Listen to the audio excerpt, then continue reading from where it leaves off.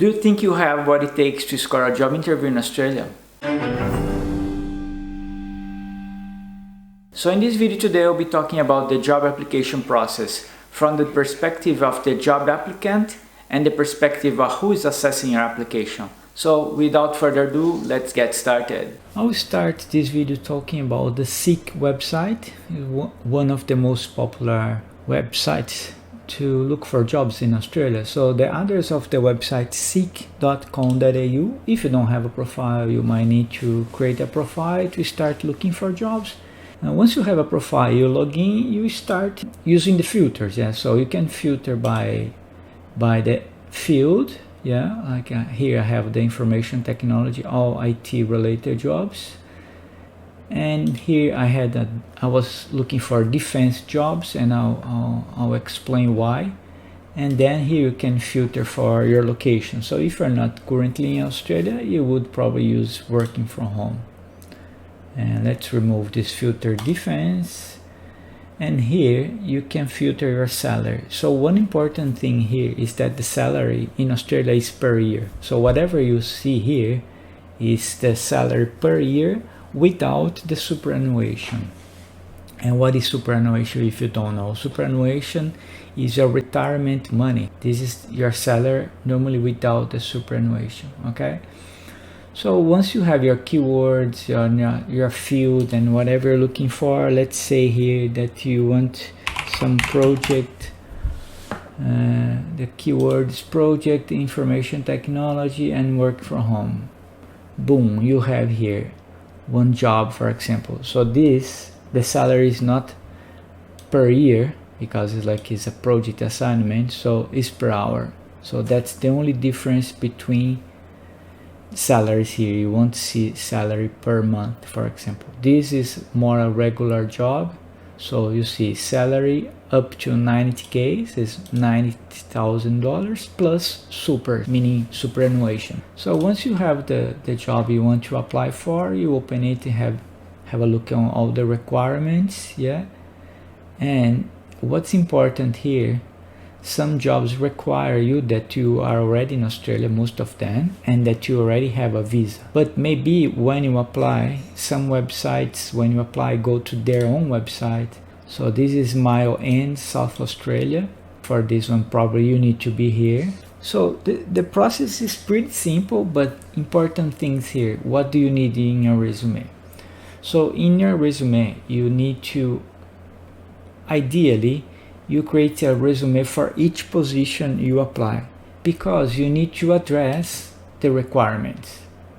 You need to be specific to their needs in a resume. You can't simply have a generic resume to all applications. That's what the company expects from you, at least. And also when you write the cover letter, that's also something that you have to attach here. You address properly why do you think you're a good fit for the company. So you need to do your research about the company and see where do you fit in the company, and not simply use the same cover letter for all the applications. And things you don't need to put in your cover letter and neither on your resume are your marital status, for example, if you're married or single, if you have kids or if you don't have kids, your age, anything that can be considered discriminatory. So you don't need to include any of this. It's all about your skills, and in a cover letter your goals and so on. You have to be short and precise, because the person who will be reading your cover letter and your resume, and I will show you from their side, they won't have time to go through all your details application. Okay, and one of the options in this website is to save the jobs. You don't need to necessarily to apply the job at the moment, but you can save the jobs and apply later. And I'll explain to you why I say those ones as an example. This project manager, defense system implementations. So when you work for the government and the defense, mostly of them require that you are a citizen, because you need this security clearance. And to obtain this security clearance, you must be Australian citizen. That's the only way.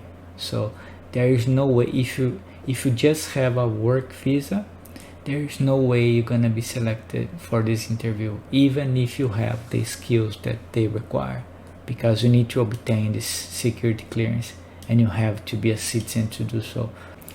Okay, and the other website worth mentioning here is LinkedIn. Of course, you should have your LinkedIn profile up to date, and once you have your profile configured, you can start looking for jobs here. And one of the filters you can use is also remote, and you can see jobs available anywhere in the world. Well, and if you don't have a visa to come to Australia, what's the keyword you have to use on your search? Is sponsorship. Yeah, so then you can find all jobs that sponsor a visa. Not necessarily all of those are sponsoring, because some of them they have the word saying, unfortunately we're not able to sponsor your visa at this stage. Yeah, but you might be able to find something.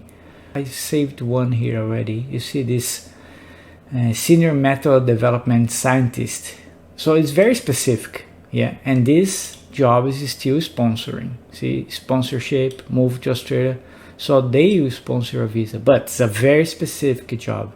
It's not that you will be able to find a lot of jobs like this, so you need to have a specific skill. But anyway, it's still possible. So if you don't have a visa and you are willing to come to Australia, that's your keyword, sponsorship. And just to illustrate how important it is to work on your resume and your cover letter, you see, for example, this company, for this level 1 IT support office position, they received 259 applications.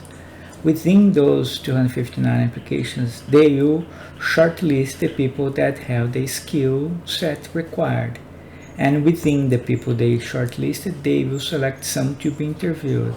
So if you work on your resume and your cover letter specific to each job you're applying for, you increase your chances to be selected for the interview. And once you get to that point, it's up to you. That's pretty much the whole process.